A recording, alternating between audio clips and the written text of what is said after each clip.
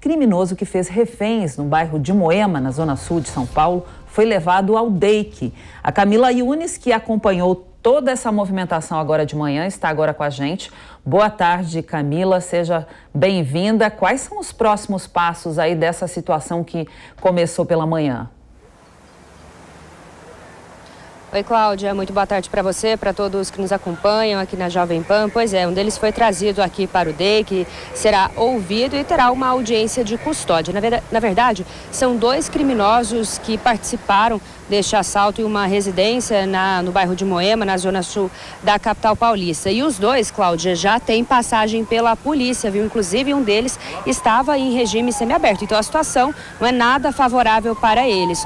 Um desses criminosos que está aqui, ele se entregou para a polícia depois de cerca de 2 horas de negociações, de fazer essas vítimas que estavam na casa reféns, e o outro foi atingido durante a ação policial. A gente, inclusive, tem declarações das autoridades que estiveram acompanhando toda essa ação. Nós falamos com o tenente-coronel Eric Gomes, que acompanhou de perto a ação. Vamos acompanhar. Ele fazia a questão da presença do advogado, fazia a questão da presença da esposa. A esposa, ele mesmo entrou em contato com a esposa por meio do seu próprio celular. A esposa esteve no local. O advogado foi feito uma videoconferência.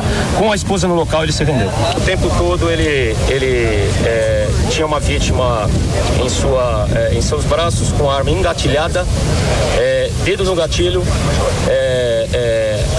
e negociando, e com os nossos negociadores fazendo de tudo para que pelo menos ele tirasse o dedo do gatilho o tempo todo até a esposa dele chegar.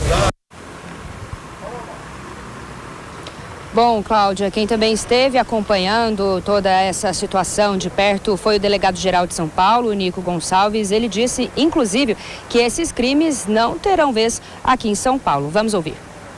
Bandido em São Paulo não vai dar. Polícia Militar, Polícia Civil, a Guarda Petrolífera, todas as forças do bem, nós moramos na cidade, né? Nós moramos na cidade e temos que dar. Esse, tomara que não saia da cadeia, tomara que não saia. Porque ele tem tantas... entrou e saiu, podia ter matado alguém aqui. Exatamente aqui, principalmente no senhorzinho que eu conheço, da família, a família tradicional que eu conheço, minha relação de amizade. E a gente fica muito triste ver um senhor daquele passando por isso. Pois é, Cláudia, só para a gente explicar direitinho para o nosso ouvinte e espectador retomar toda essa história, esse assalto aconteceu no bairro de Moema, na zona sul da capital paulista, no período da manhã. Esses dois criminosos invadiram essa residência de um senhor de 97 anos, acamado, uma situação muito delicada, fez 11 reféns, alguns até foram liberados antes de um dos criminosos se entregar para a polícia, mas uma situação muito conturbada, uma situação muito tensa, né? Mas a polícia agiu, fez uma negociação com esses criminosos que durou cerca de 2 horas e, felizmente, a gente não teve nenhuma das vítimas que foram reféns feridas. Cláudia. Obrigada, então, Camila Yunes, pelas suas informações. A hora certa agora, 2h22.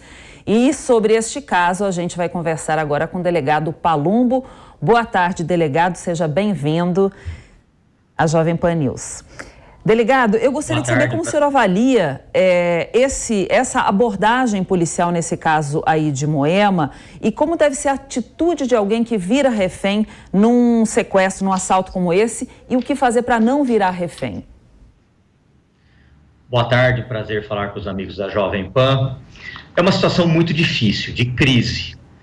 O ideal é que a vítima mantenha calma, mas é muito difícil, né? A gente pedir para uma vítima se manter calma com uma arma apontada para a cabeça, com o assaltante com o dedo no gatilho. Reação, jamais. A gente sempre aconselha a nunca reagir, não fazer gestos bruscos e confiar na polícia, confiar nos negociadores, confiar tanto na Polícia Civil quanto na Polícia Militar. Ali o GAT foi acionado, o GER também foi acionado, fizeram uma negociação. Esse refém foi libertado e os indivíduos presos.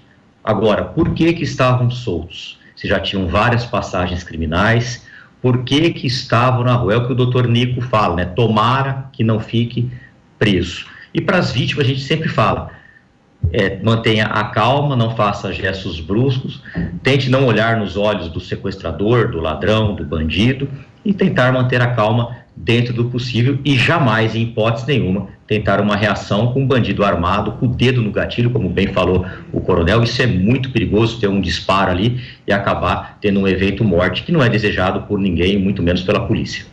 Agora, delegado, esse assalto aconteceu no bairro de Moema, um bairro de classe média, média alta, onde existem muitas casas, tem prédios, um comércio também bem movimentado, muitas pessoas andando nas calçadas.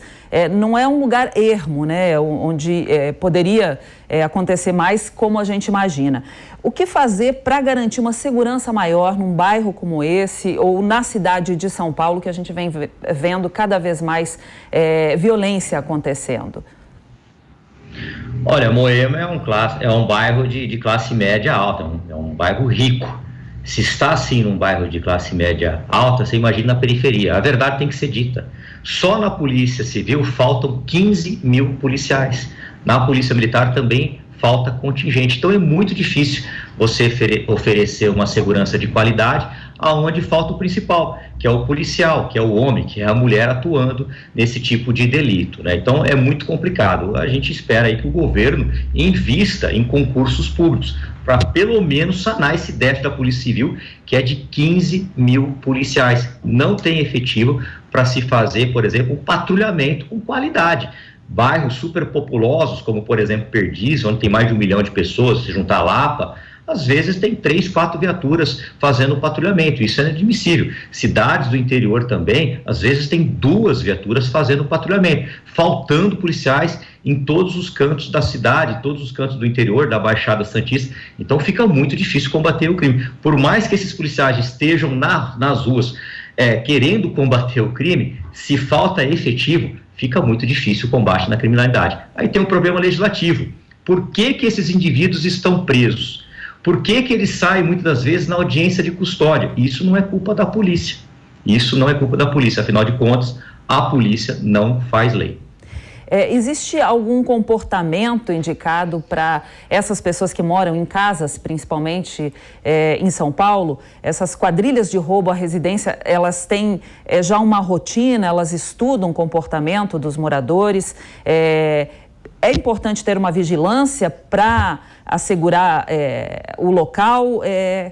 Como o senhor indica uma segurança, para haver uma segurança maior aí para a população, principalmente desses locais? Cautela sempre e vigilância, desconfiar sempre. Então, se você mora numa residência, quando você vai entrar na sua casa, olhe quem está ao redor. Se tem algum suspeito, dê uma volta no quarteirão. Não deixe o controle do portão com vigias, não faça isso. Porque ele pode, às vezes, entregar para algum bandido. A gente não conhece a índole dessas pessoas. Então, desconfie sempre e cautela. Evite, por exemplo, mulheres, quando eu vejo com a antena, com o Mickeyzinho. O ladrão, o bandido, ele sabe que ali provavelmente tem uma mulher. Evite os adesivos onde estuda o seu filho. Evite dizer, olha, aqui balé, por exemplo. Não é que a mulher é uma vítima mais fácil. Na cabeça do bandido, é muito mais fácil assaltar uma mulher. Então, se tem um carro com uma anteninha, com um Mickey, por exemplo, um bandido que está usando uma moto, ele vai preferir assaltar aquele veículo. E quando você entrar ou sair de casa, tome muito cuidado. Quando você vai chegar perto do seu carro, não acione o alarme a 20, 30 metros de distância. Pode ter um bandido à espreita. Chegue perto do veículo, entre rapidamente, ligue o carro e saia do local imediatamente. Deixe para mexer no celular, no local mais seguro, deixe para colocar o cinto quando você já estiver com o carro andando. Seja rápido e preste atenção ao seu entorno. Essa é a dica que eu posso dar para vocês. Delegado, e também tem uma outra questão bem importante que vem acontecendo cada vez com mais frequência nos grandes centros, muito também aqui em São Paulo, é o roubo a celular, que aumentou muito, principalmente em avenidas, né, bem movimentadas, como a Avenida Paulista, por exemplo. Como quem está circulando por esses locais pode se proteger? Olha, a grande verdade é que ninguém se sente seguro para atender um simples telefonema de celular no centro de São Paulo, ou mesmo na Avenida Paulista, que é uma referência de avenida aqui em São Paulo. Então, quando você tiver que atender um celular, vá para dentro de um comércio, evite tirar selfie. Eu sempre vejo pessoas tirando selfie. Tome cuidado, porque tem muitos, mas muitos bandidos agindo de bicicleta. Quando você vai tirar a selfie, ele pega o seu celular. Seja discreto. O que o ladrão não vê, ele não cobiça. E lembrando que vítima nunca tem culpa. A culpa é do Estado, que não oferece uma segurança de qualidade aqui no Estado de São Paulo. Obrigada então, delegado Palumbo, pela sua entrevista de hoje. Uma boa tarde. Uma boa tarde, disponha.